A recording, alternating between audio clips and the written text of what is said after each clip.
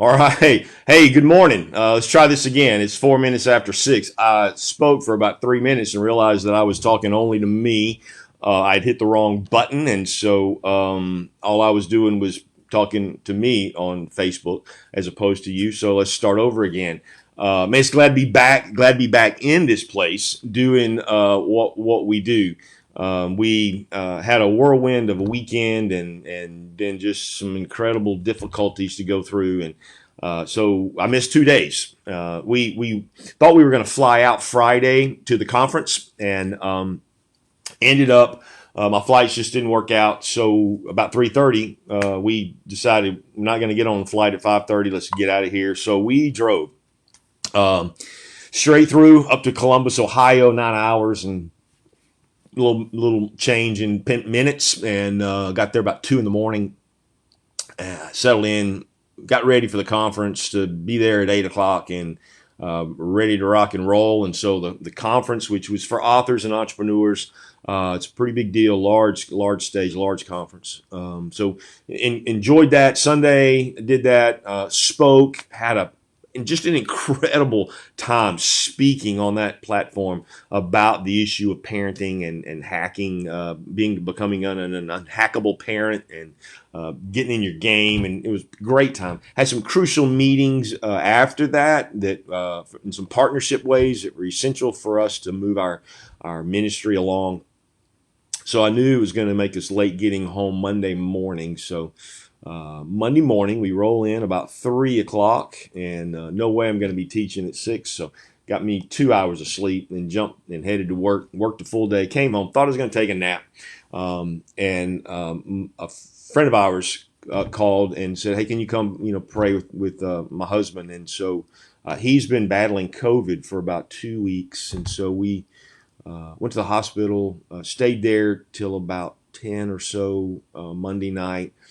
Um, Came home to get some sleep, and about 3 o'clock got a phone call from Mickey, and she said that her husband John wasn't really gonna, didn't look like he was gonna make it. So we went to be with the family, and John did pass away, and it's a sad thing. I mean, it's good for him, right? This man was a solid believer. He's one of our worship leaders on our team, and gifted in every way, just a contagious person and personality. And so we're grieving the loss of a loved one. And so Tuesday, there was no way that I was there at the hospital, no way I could take care of anything else. And so we missed 2 days.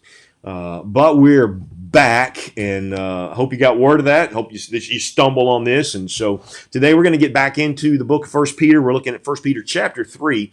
And let me I'm going to give you another flyover, but different, so that it kind of makes sense to us what's going on.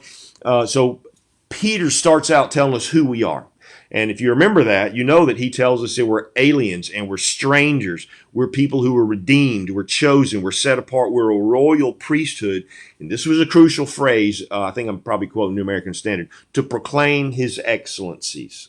That's why we were made alive. That's why we have come to Christ. And so we were dead in our trespasses and sins. God, being rich in his mercy, made us alive, raised us up, set his righteousness in us, forgave us of our sins, began the process of renewal to take what has happened internally in us, a righteousness, and let it be worn out in the area of holiness. And so that's where we are. And so he says, listen, you don't belong to this world anymore. You've been awakened. You've been pulled out in a sense. You're still here, but you've been drawn out. You've been given a new name. You've given a new status. You're now a chosen race.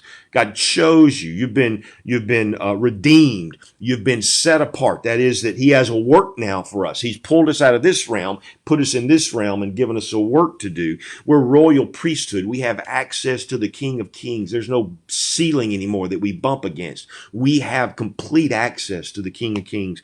And so our job now, as that kind of people, the who we are, is to proclaim his excellencies, to tell the world about Christ. That's why we're here. We get lost in that. We think it's about us and it's about our life, but it's not any longer. My life is hidden with Christ. All of these phrases that the scriptures teach that we gloss over, they're powerful, and we need to know those. So now I am not my own. I've been bought with the price. My life has been exchanged. It's no longer my life, but Christ in me. What will a man give in exchange for his soul? Life for life. He gave me his life. I give him my life. Therefore, he is Lord of my life, and he gets to do with me what he chooses to do. Now, what am I supposed to do? To declare the praises of him who called me out of darkness into his marvelous light. Everywhere we go, this is our business. Not promoting ourselves, not just living our best life, but we are here living the life that God has blessed us with to share with everybody else the good news of Christ and his offer of forgiveness and eternal life. That's what we're here for. Now, how do we do that? Well, we do that by doing good. By being loving, by doing good, by right thoughts, to understand rightly the Word of God, not just haphazardly, but to know what it says, so that those thoughts would change our attitude, so that we see life differently, so that those attitudes would then affect our behavior. And that behavior over time becomes a character of someone who is in love with God and who is rich in works and good deeds. This is how do we do that? By living good. Now, where do we do that? Well, we do it as a citizen. So we're not gonna be a part of the rebellion. We're not gonna be a part of the protest. We're not gonna pick sides here. We're just gonna be model citizens. Whoever's over us, whatever emperor, king, president is over us, we honor. We just honor them. We do what they say. Unless they tell us to do something that violates the Word of God, we do exactly what they say. And so we're obedient citizens. So why is that important? Why can't we just be the rebel? Well, because that's not what God's called us to. That's for somebody else. God's called us to be model citizens, to say, hey, listen, I got bigger fish to fry than this. Their eternity is at stake for people. I'm here to share with people the good news of who Christ is. So I don't have time to delve into minor issues. I know some of you that's offensive to you, and you think that what you're promoting is something, powerful and God's behind it and all that. I think there's a greater call, and I'm not trying to disagree with you. I'm just telling you. I'm just reading the scriptures, and this is what I find. Now, I not only do it as a citizen, but I do it in the marketplace. So I come into the marketplace, and my boss, whoever they are, and we all have bosses. Even if you're an entrepreneur, you have a boss. We do good. I'm going to do good. I'm going to love people. I'm going to do right. I'm going to be a model employee. I'm going to be a model salesman. I'm going to be a model client. I'm going to be whatever it is. I'm going to be a model of that. I'm going to be the best that we can be in that sense. And then he says, in the home. So no matter how hostile my home is, I'm going to be a godly man to my wife. I'm going to be you're going to be a godly woman to your husband. This is what he calls us to. Now, that is how, then we looked at how do we love life and see good days. And that's what we spent 2 days on. And it's all about attitude. Attitude. Everything's about attitude. And your attitude flows from your thoughts. So if you think silly thoughts, your attitude's going to just stink, right? And if you don't know truth, you're going to be tossed to and fro by whatever Satan wants to dangle at you, and you're just going to be this, someone who lost their muscles and their ability to hold their body together, and they're just going to be waffles. And this is not what he's called us to. So he says, you want to love life and see good days. There's some clear attitudes that you should have, and when you have that attitude, you can't have a bad day. Powerful truth. You should go back and listen to some of that. Now, then today, he says, all right, now, how do we keep suffering to a minimum? This is where he's going here. And he's reminding us that, listen, suffering's going to come, and they were living in a hostile area. Persecution was everywhere. And so Peter's trying to pastor from every emotion. He wants to pastor us to do what's right, knowing that might involve being persecuted, but then he wants to say, okay, but how do we keep persecution to a minimum? And so it is the goodness of God in our life that does that. So let's look at this. We're probably not going to get anywhere near where I thought we were, but let's just jump into it. So this is where we've come, and he says, who is going to harm you if you're eager to do good? And the answer he's given is very few. So what's the answer? We're going to stand. We're going to make a stand for Christ. And sometimes we like to wear this persecution, which isn't persecution, but we want to make it persecution. So we say something stupid, somebody attacks us, and we go, I'm just being persecuted. That's not what we're talking about here. We're talking about those who, because you bear the name of Christ, hate you. And so while that may be a general term and the world does hate Christians, I think it's pretty obvious. A lot of that hatred is because some of the Christians have not acted very Christian-like. But the way to reduce the suffering in a hostile world, and believe me, come the day after this election, no matter which way it goes, it's going to get hostile. You just expect it. It's going to be hostile. I'm not a prophet. I'm just telling you, logic says hostilities are going to grow. And you and me, as Christ followers, are going to get it from both sides. And so we need to be aware of that. So what's the first thing? How do I keep suffering to a minimum when this hostility, when this persecution really lands on the shores of America, like it has in so many other countries in this world?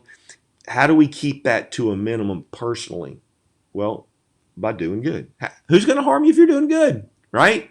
Just don't create mess. Do good.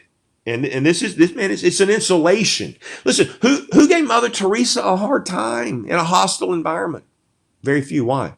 Because she was doing good, right? Listen, she had the same cause for Christ that others did, but she was doing good. And so there were people who may have wanted to persecute her, but she's doing good.